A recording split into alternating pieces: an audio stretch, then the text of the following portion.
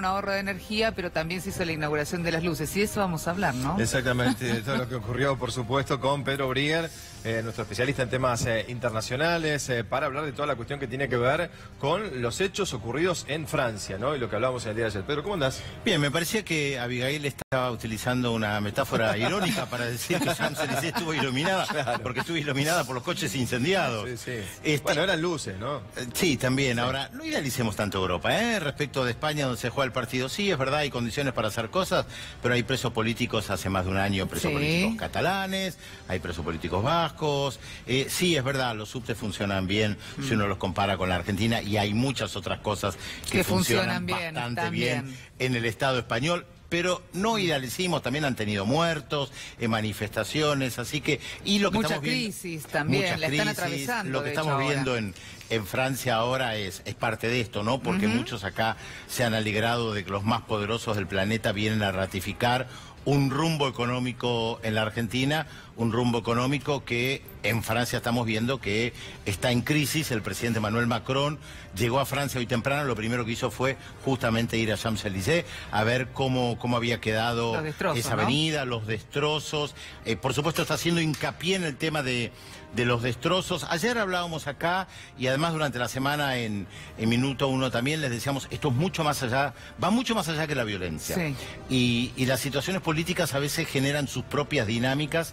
Hoy no saben cómo resolverlo. Hoy, aunque el presidente Macron dé un paso para atrás y diga, anulo la suba de combustible, ya es tarde.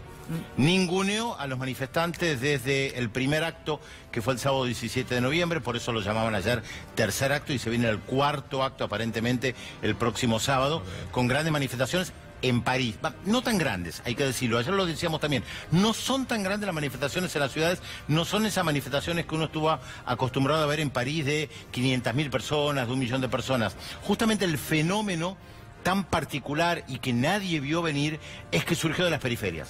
Y surgió de una forma no tradicional, ni a través de los sindicatos, ni a través de los partidos políticos. Por eso tanto se preguntan y quieren una respuesta clara y lineal. Bueno, ¿por qué son de derecha? ¿Son de extrema derecha? ¿Son de izquierda? ¿Quién los maneja? Laburante. Bueno, laburante. Son gente común y corriente, que algunos de ellos tienen participación política, pero que no están organizados a través de los sindicatos y de los partidos. Damnificados. ¿Perdón? Damnificados, gente que damnificados, exactamente, claro. Que una vez traza esa división, ¿no?, entre ciudadanos y ciudadanas corrientes con los que tienen actividad política. Tal vez esté mal, pero de todas maneras lo que acá se marca es que esto no fue impulsado por los partidos políticos. Por eso el presidente Macron dice, no sé con quién hablar. Algo de verdad hay.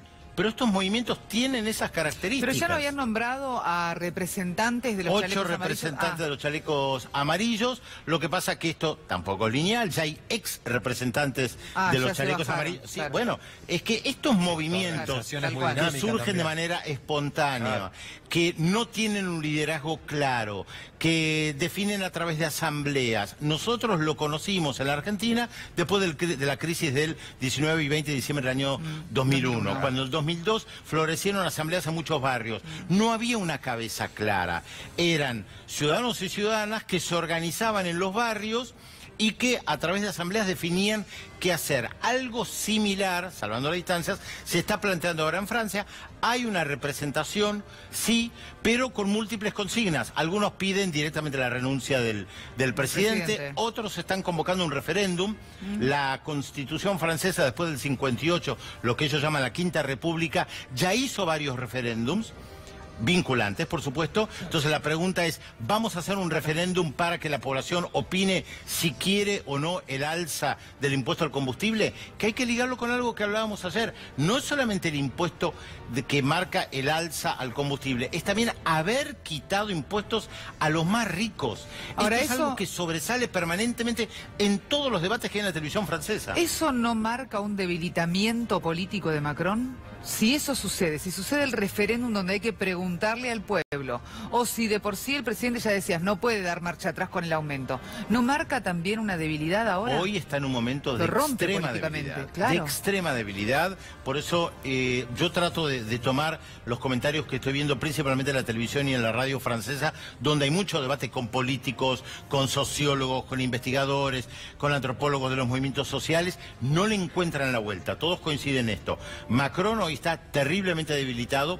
Puede remarcar los destrozos a la tumba del soldado no aborda desconocido, el tema de fondo. pero no aborda el tema de fondo. No. Entonces, claro, el tema de los destrozos es importante, pero mañana o pasado, bueno, hay que volver al tema real. ¿Se va a concretar este aumento el 1 de enero? ¿Sí o no? ¿Va a tener que pagar más la gente que usa el auto para ir al trabajo, para movilizarse fuera de las grandes ciudades? ¿Sí o no? Claro. Y además surgen muchas reivindicaciones que se van juntando. El desempleo alto entre los jóvenes, la falta de nuevas capacitaciones, el costo de vida en general. Ayer me preguntabas del salario mínimo. Sí. Yo te dije un número equivocado, te dije ver. 800. No, el salario mínimo, el SMIC, como lo llaman ellos en Francia, brutos 1.500, Ajá. en mano quedan 1.180 euros. Por descuento. Para cargar nafta, eso... Sí, te alcanza, pero Sí, a pero duras penas. está bien, pero después tenés que vivir, Sí, tenés sí, que por pagar eso un digo, alquiler, tenés que carga. comer, tenés que pagar servicios. Porque el tema pasa por cuánto gasta la gente en cargar la nafta, que es parte de las protestas. Es poca plata. Claro. Para un francés, una francesa, es poca plata. Pedro, bueno, estamos hablando, ya está Macron en Francia, pero antes de partir a la República Argentina, en conferencia decía lo siguiente. Ocurrido hoy en París no tiene nada que ver con la expresión pacífica de una rabia legítima. Ninguna causa justifica que se ataquen las fuerzas del orden, que se roben los comercios, que edificios públicos o privados queden incendiados, que se amenace a periodistas o a transeúntes o que se ensucie al Arco de Triunfo. Los culpables de estas violencias no quieren ningún cambio, no quieren ninguna mejora, lo que quieren es el caos. Y así traicionan las causas que pretenden servir y que manipulan. Se les identificará y se les considerará como responsables de sus actos ante la justicia. Ya mañana por la mañana, nada más llegar, tengo convocada una reunión con el primer ministro, con el ministro de Interior y el conjunto de los servicios competentes. Siempre respetaré las contestaciones, las oposiciones, las manifestaciones, pero nunca aceptaré la violencia. Pero bueno, eso está recontra claro. Nunca aceptaré la violencia, es algo que está claro y que creo que Pero es se un planta en mensaje... un lugar, Y sí. Ahora no dice que negociación. reconoce que el reclamo es legítimo después de ningunearlos. Claro, Ahora después dice de no prestarles ellos atención. no representan la causa que dicen representar. Esto se dice, es un discurso habitual desde el poder para descalificar a aquellos que comenzaron con la protesta. Sucede en todo el mundo. Sucede en todo el mundo. En Y yo todo el mundo. insisto, la inmensa mayoría de las protestas son pacíficas, están a lo largo y a lo ancho de Francia. Solo que sabemos, la inmensa mayoría de los medios de comunicación nos focalizamos en escenas de violencia, mucho más cuando llegan a París, cuando llegan al Arco de Triunfo. Es lo que te iba a decir, porque por además supuesto, es un símbolo. Mirá, no solamente que es un símbolo, sino que esto está siendo comentado en todo el En todo mundo. el mundo. Es uno de los países de mayor alto niveles de turismo Tal del cual. mundo. Es uno de los emblemas, el Arco del Triunfo, la tumba del soldado desconocido. Sí. Y por eso la capital atrae la atención. Pero volviendo al tema, ahora hay que ver qué decide. Ayer Ahora, deci- ¿qué pasa? Sí. ¿Qué va a pasar el sábado que viene? Porque en realidad, ¿qué va a hacer? ¿Militarizar o hacer algo como lo que se hizo aquí en Buenos Aires? ¿Saturación para evitar? Porque la protesta... Puedes decir sitiar la ciudad con... Es que la protesta está creciendo y claramente el sábado que viene, por lo menos por lo que estuve escuchando y leyendo, vos, No va a César, cesar. La No va a protesta cesar hoy y por tiende hoy a crecer. Sí, en tiende realidad. a crecer, tiene un gran apoyo popular. Hay que ver cómo influye en la población la violencia. Pero ahí hay algo que hablábamos ayer también como de una especie de gen, entre comillas, muy francés respecto de la historia de las revoluciones y las revueltas. Sí. Hay una historia muy fuerte respecto de revueltas. A veces nosotros nos horrorizamos cuando escuchamos de estas revueltas en la periferia de París que aparecen cada tanto y queman 500 o 600 autos. Claro, la persona afectada dice, esto es terrible, me quemaron el auto, Sí, claro, igual que claro. ayer, Sí. o los negocios. Bueno, eso es parte de la historia. Nos guste o no nos guste, este es otro tema. Si está bien o está mal quemar un auto, este es otro tema. No estamos utilizando un elemento de valor para plantear si la violencia está buena o está mala. Hay una tradición muy fuerte de este tipo de luchas en el inconsciente colectivo francés. Por eso estaban hablando ayer de insurrección insurrección e incluso de acciones de guerrilla urbana cuando hacían replegar a la policía. Por eso lo que podemos decir es, la protesta crecerá probablemente, no sabemos exactamente, nadie puede predecir el futuro, hay que ver si él logra que alguien renuncie como para desmantelar esto un poquito, pero yo creo que esto no va a ser sencillo para Macron. Pero esto es capitalizado en muchos casos por la oposición. De hecho, Marine Le Pen, ¿no? Se estuvo expresando la oposición de la extrema derecha sobre y de la todo, izquierda. Claro, y la extrema derecha, lo que también preocupa, ¿no? Cuando este tipo de extremos, sobre todo los de la derecha, con mensajes tan xenófobos, tan racistas y tan peligrosos, capitaliza estas situaciones en una sociedad no organizada. Se montan sobre una reivindicación que es real. Las extremas derechas donde surgen también porque hacen una lectura de lo que es la realidad. Saben que el discurso antimigratorio prende en una parte importante de la población. Sí. En la Argentina, en Brasil, en Alemania, en Sudáfrica contra los negros que vienen de Mozambique, La falta en de trabajo. Tailandia. Te están quitando el trabajo, ¿no? Estas cosas Te que están aparecen quitando el siempre, trabajo. ¿no? En una campaña electoral, ya no me acuerdo cuál fue, en la década del 90, la derecha utilizaba como recurso, como parte de la campaña electoral, que el problema era el plomero polaco, que venía a quitarle el trabajo al plomero francés. El enemigo era el plomero polaco. Así que esto se usa mucho en Alemania, en Francia, en Sudáfrica, en la Argentina. Siempre buscaron el enemigo. Y sí, la extrema derecha con sus respuestas sencillas, hay que echarlos. Sí, tal cual. Recoge Tal muchos cual. votos. Gracias, Pedro. Gracias a Un usted, placer como siempre. Y ahora vamos a cambiar de tema y no también, porque tiene que ver todo este movimiento mundial. Gustavo Marangoni, ¿cómo estás? ¿Qué tal? Buenas tardes. ¿Todo bien? Bien, muy bien. ¿Qué te Gracias dejó por el invitarme. G20? Me parece que el gobierno obtiene en primer lugar algo que estaba buscando, que era un escenario y una escenografía prolija y cuidada para poder terminar el año con alguna cucharada de miel, digamos, y también de alguna manera para dar comienzo al año electoral, ¿no?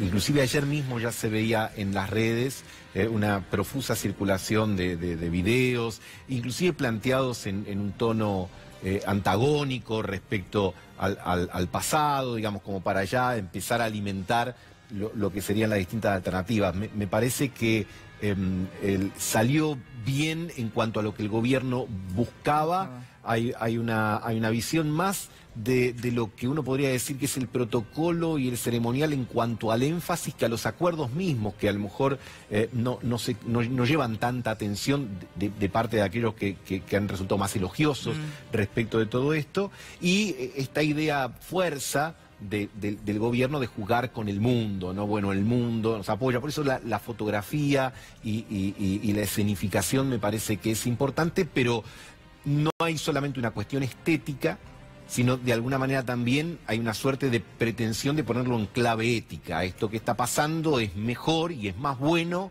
que lo que pasaba antes, que no es ni mejor ni bueno. Entonces, rápidamente, a ver, la política internacional, no solo aquí, sino en todas las geografías, es utilizada siempre en función de lo local. Y acá, ante la falta de buenas noticias, no solo hasta ahora, sino en los próximos meses en materia económica, la idea es ir, de alguna manera, haciendo énfasis e hincapié en otras cuestiones. Por ejemplo, el G20. El G20. Y esto es mejor y es más bueno, como decías anteriormente, sobre todo para los ciudadanos, no para el ciudadano de a pie, el ciudadano común que vive ahora. En primer lugar, yo diría una cuestión obvia: Argentina está en el G20 desde el 99, así que no es que ahora está y antes no estaba.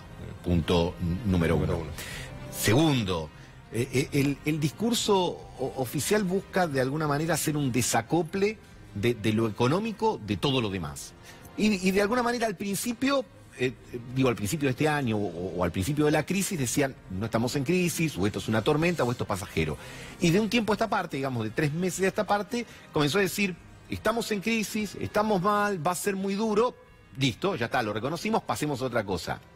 Parece que la estrategia es, hablemos de política internacional o hablemos de otras cuestiones para tratar de ganar tiempo mientras llega la reactivación. Claro, Bueno, pero lo que no pasa se que ahí gana el tiempo, Gustavo, Bueno, porque hay un montón de gente que no pueden ganar tiempo de nada. Ya no tienen tiempo siquiera. Estamos de acuerdo en eso. Me parece que ahí hay una estrategia oficial de saber en términos futbolísticos, que el partido de la economía es partido de visitante y lejos, digamos, no algo de lo que pasa con el superclásico, digamos. Ese no lo vas a poder ganar. Por lo menos no lo vas a poder ganar en los próximos meses, aunque las cosas vayan de acuerdo a lo que el propio gobierno prevé que puede pasar. Así que ahí no tiene. Por lo tanto, me parece que va a haber una utilización y una sobreutilización del efecto G20, insisto, de esta dinámica cuidada de estos días, de que no hubo disturbios, del acompañamiento del presidente con las principales figuras mundiales. Lo emotivo, ¿no? Lo emotivo, exactamente. Y tenemos una muy buena noticia además. ¿Qué vendría a ser? Que la podés leer en ámbito.com, que es que Argentina quedó en el puesto número 10 de los países donde mejor organizan eventos y además donde se cierran acuerdos de manera un poco más, si se quiere, como jovial, ¿entendés? Más distendida, exactamente. Bueno, insisto en eso, ¿no? Me parece que el énfasis del protocolo y la ceremonia, que por supuesto en este tipo de encuentros son muy importantes, asume que las cosas tienen que salir bien, pero me parece que se llevan dentro de la lógica del discurso oficial, la idea de, bueno, lo organizamos muy bien. Hay una idea de, me parece, tratar de mejorar la autoestima argentina, que viene golpeada, digamos, por todas las cosas que sabemos que la han golpeado en el año, y hasta te diría más recientemente por la incapacidad de organizar siquiera la seguridad de un espectáculo deportivo. Es decir, bueno, Argentina es capaz de hacer esto.